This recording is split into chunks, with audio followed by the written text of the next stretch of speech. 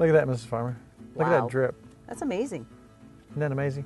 Now, one thing I found out that I like about these bags, now some people use milk jugs, some people use 5-gallon buckets with tubing, so on and so forth.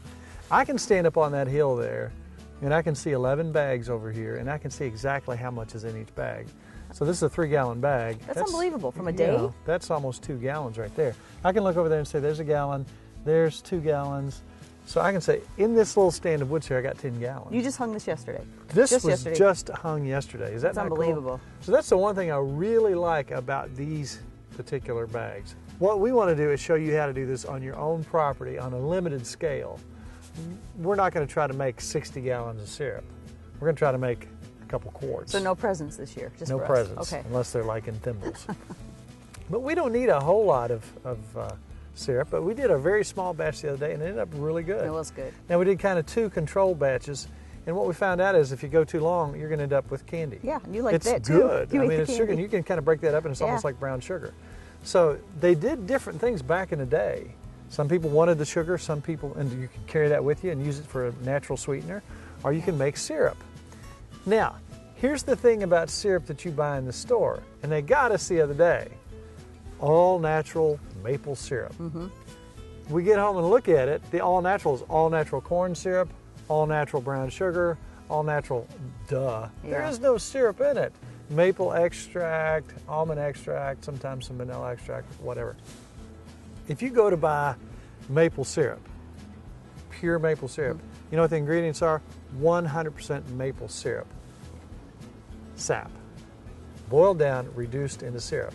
We want to make this as simple as possible. When we do this boil down process, it's a fairly long process. So we're going to take this, dump it down, and we're going to cook it over propane. You can do it a small batch on your stove. You don't want to do that too much. You're going to have a sticky, sugary substance that will get on your ceiling and walls. You don't want that if you're going to do a lot. But you can do a small batch in your house if you want to get like 2 cups, so on and so forth. So let's gather some of this. This is, again, 1 day.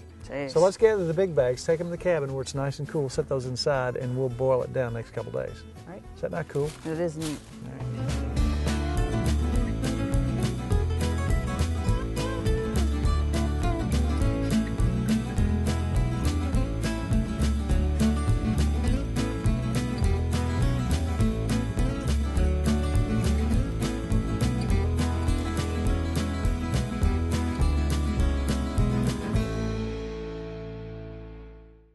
We've got our syrup. We gathered it up, we brought it up here, and now we're going to take just the straight bags, and we're going to take a piece of cheesecloth and just do a kind of a early filter. Right. Put some cheesecloth over there, pour it directly into a pan and get that going. So now the old smokehouse over here has turned out to have more than one use. You take your turkey cooker, the base of it. That's right. Put it in there, crank it up. Fit perfect. It fit perfect. So we take a food service tray, I guess you would call it, that you use in your catering, so on and so forth. You set that in there. So anyhow, we're going to pour that off and get it to a boil. We got 4 gallons there. When it gets 7 degrees above when it starts to boil, it was 209 degrees here when it started to boil. What we're going to do, we're going to go from a bigger pan to a smaller pan to a smaller pan. I want to keep that at about 2 inches in the bottom. Okay, and it gets sweeter and sweeter, right? Gets sweeter and sweeter. You know how we did it the other day. So at 216 at the end, when we know we're about there, we pour it off, and we got syrup. It's almost down to that 2-inch mark. When it gets down to the 2-inch mark, I'm going to trade it out into this pan. When it gets down to 2 inches there, I may go 1 step smaller. And when it gets down to the point where I know we got about, we're looking at 2 cups or so, I'm going to start getting it up to around that point where it needs to be. I'm going to pour it off. We're going to filter it one last time through a coffee filter. Okay. And again, this is just the Farmer Joe way to do it. After that, you have wonderful maple syrup. It's already getting sweet. You know how it is. Yeah. It's starting to get sweet. It's better and we'll better. check it here in a minute. Let's take it in the bite.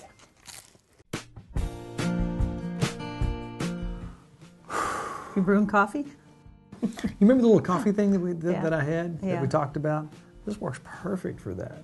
But here's where we are, and we're going to probably end up with a little over a cup, maybe a cup and a half. And that was only 18,000 hours of work.